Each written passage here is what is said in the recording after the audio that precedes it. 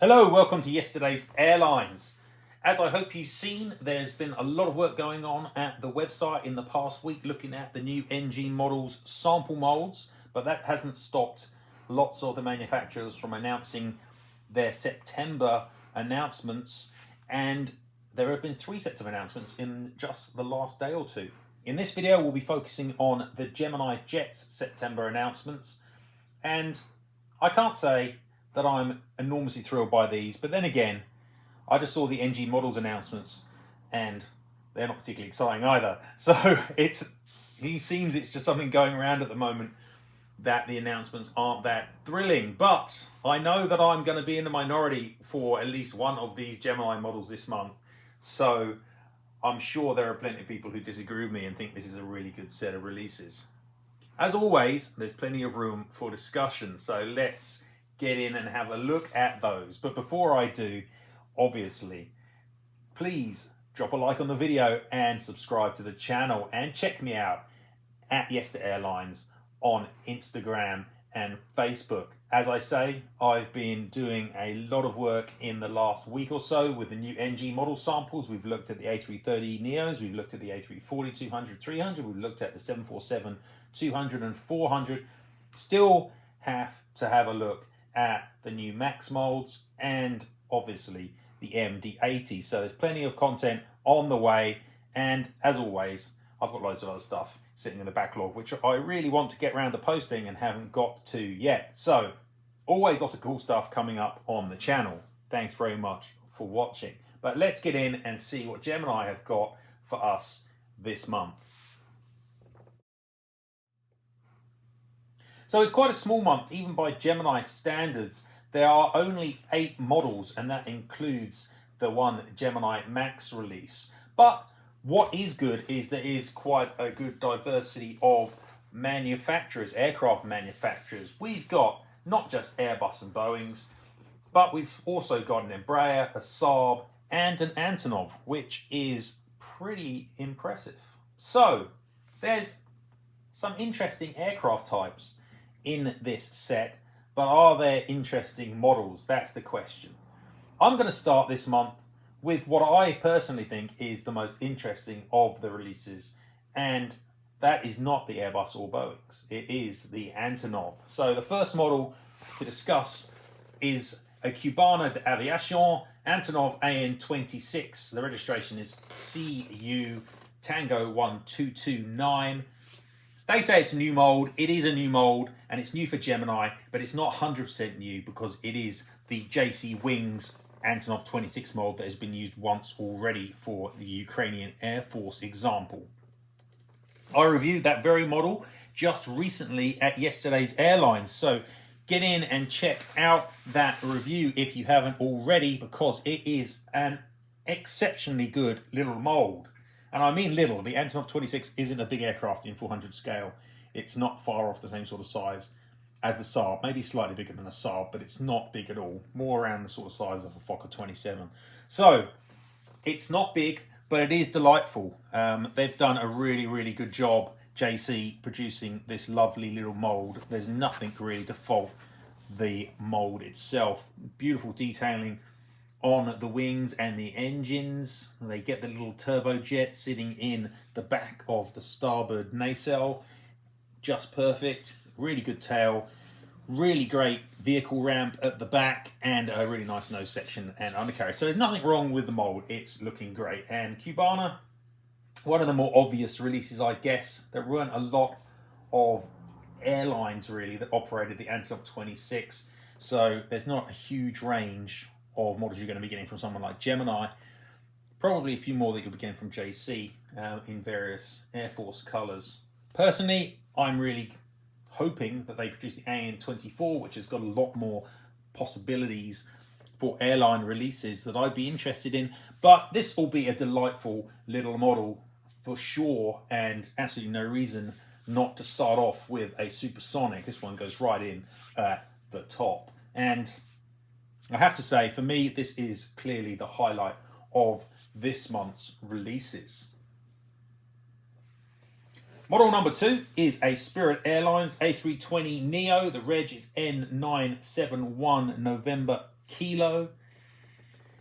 I must have moaned about this mould 4 or 5 times, maybe more. So I'm sure you guys have heard this before. But it isn't great, and mainly because of the engines. Not entirely, but mainly. Gemini have made an A320neo in the colours of Spirit already. They made N902 November kilo, and that was made in 2020.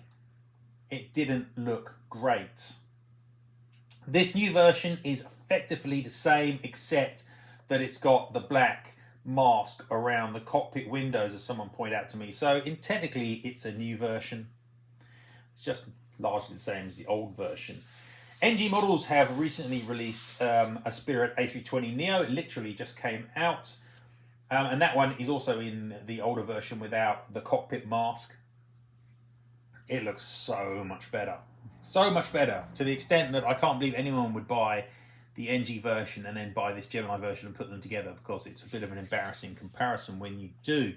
So, yeah, it's really hard for me to be complimentary about these Neos. They really need to do something with those engines on this mould, at the very least. But to be honest, to be competitive, they really need to produce a new mould.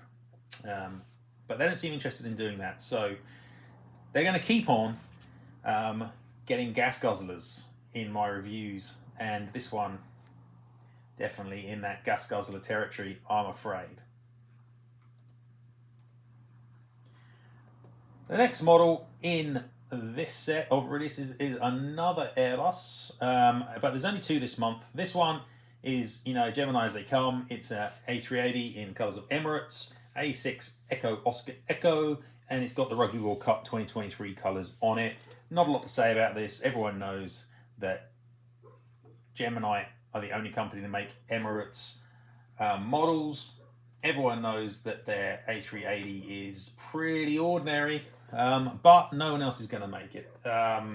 This has presumably been a model which Emirates have asked Gemini to make, and fair enough. Can't really argue with that, but obviously not particularly exciting. So I'm going to stick this one into Workhorse. It's a kind of a meh model. Nothing really thrilling going on there. So out of the Airbuses into the Boeings, and next up we've got what should be a delightful model, but probably won't be. It's Alaska Airlines N559 Alpha Sierra, wearing the Salmon People scheme, which is a wonderful livery. Really, really nice. But again, the problem is that the mould that Gemini use for the 737-800s, it's obsolete, basically. It's an obsolete mould. And also, once again, that NG models have already made this model, and they have made it, no doubt, much better, because their mould is really, really good. And looking at the pictures of the NG version, it looks awesome. Whereas when you're going to put that on a much inferior Gemini mould, it's going to be a lot less awesome, isn't it? Again, they really need, jcwings here, really need to replace the 737-800 with an updated version which works and competes, but they don't seem to be overly interested in doing so. So we're still getting these old looking versions, which is interesting because they've obviously got a much better mold floating around for the Poseidon, which you'd have thought they'd be able to turn into a 737-800 reasonably easily, but they haven't. Anyway, all of this adds up to a gas guzzler for this one. It's been made better already. This one's not going to be particularly impressive. Model number 5 is United Parcel Services. It's a 767-300 N323 uniform Papa, and you have to say, again, much like the Emirates, this one is like bread and butter. Gemini, they've made plenty of UPS 767-300s before. They've made at least 3 others with the aerials. The last one isn't particularly old. It came out last year. That was N322UP. Effectively, I believe, the same as this one, just with the reg difference. So this one wouldn't surprise me if this is made for UPS themselves. Another corporate model. Nothing really to see here, is there? It's fine. Workhorse. And the last civil release this month is, in fact, no, it's not. I'm lying. It's not the last civil release this month. The penultimate civil release this month. Almost missed it out. And this is the model that most people will be getting excited about. It's a Delta Connection Skywest Airlines Embraer 175. Now, I know loads of people are super excited about this and literally wetting themselves and blessing Todd for producing this model. And it's faintly embarrassing, to be honest. And let's face it, it's a really ordinary airline aircraft combo. But hey, people need American regional jets for their model airports or whatever. I completely understand why they want it. I don't really understand why they want it as badly as they seem to, but they do. And hey, that's fine. You know that the mold isn't particularly special. You know it isn't. You know that it's pretty mediocre, really. It's not dreadful, but look at the Republic example from a few months back, and it could be substantially better, especially around the nose region. Really could do with a new nose, this mold at the very least. But people don't seem to care about that. It's got Delta written on it. They're going to buy it. I'm sure it'll sell out. People will be super happy about it. Good for them. Doesn't do anything for me, but good for them. And I'll put this one up in the high flyer because there is that anticipation, but I'm no way going to supersonic a mold which is this ordinary. And, you know, they've produced, I guess they haven't produced much in the way of Delta Connection carriers, but at the same time, bread and butter, really, isn't it? Bread and butter Gemini release. Okay, now we are on to the last of the civil aircraft in this month's set, and this one is I think it's Pacific Coastal Airlines technically, but in the colours of WestJet. It's a Saab 340B. The reg is Charlie Golf Oscar India Alpha. Should be a nice little prop. I have to say that the Saab 340 mold that JC and Gemini use is a delight, mostly. The mold itself doesn't get that much use, and it is really nice. It is probably the smallest 400 scale mold. I think it's about the same size as the DC3 mold that AC used to use, so it's really small. But it is really nice, as long as they don't put enormous undercarriage on it. And they've had real issues with this recently, so I'm a little skeptical. They have made previous WestJet Saab 340 in the older colours, and that was made in 2018. And looking at the pictures of that, yeah, the undercarriage even then looked really quite large. The nose gear is the big problem. It's the same size as the main gear. That never used to be a problem. I've got much older Saab 340s from Gemini, Northwest Airlink and things like that, and their nose gear does not have this issue. So it's a real problem, and it does look chunky, it does look a bit Tonka toyish, which is a shame. So just be careful. They obviously had problems with their last Saab release. Hopefully they won't be the same on this one. I'll put this one in high flyer as well, but with that mitigation that you've got to pay attention to that nose gear tire size. Could be a problem. Might not be. Have to wait and see what the pictures look like. Okay, and that leads us up to our last model for the month. This is the MAX release. It's a KC-135R, obviously US Air Force. This one's the colours of the Kansas Air National Guard.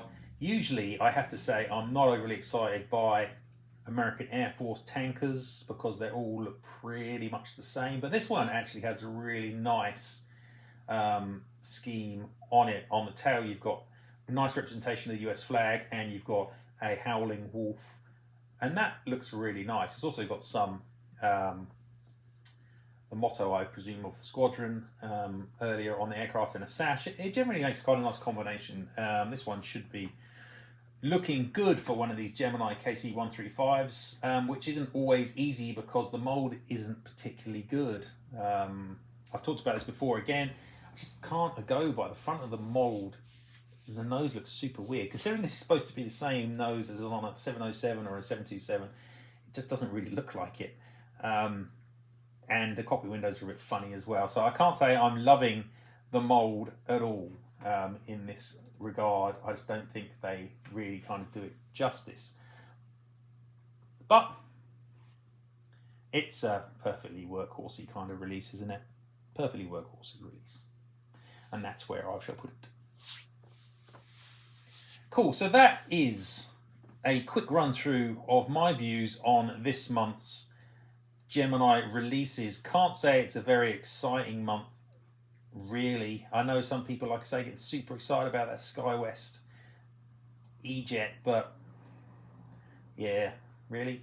The only really exciting model is that An-26, I think, and there's a lot of chaff here in terms of like these workhorse Emirates and UPS corporate orders, presumably, and then you've got Spirit and the Alaska, which unfortunately, until Gemini upgrade that mold, they just don't need to make models that are not competing with NG here.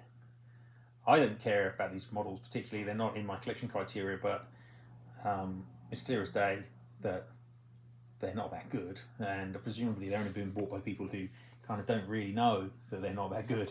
So I guess there's plenty of people out there. Anyway, that's it for this month for the Geminis. I will hopefully be getting around to the jcwings and the NG releases too, if I have time. I've got so much to do with those NG samples. But keep an eye out for more videos and more content at the site. Thanks very much for watching. That's it from now. See you later.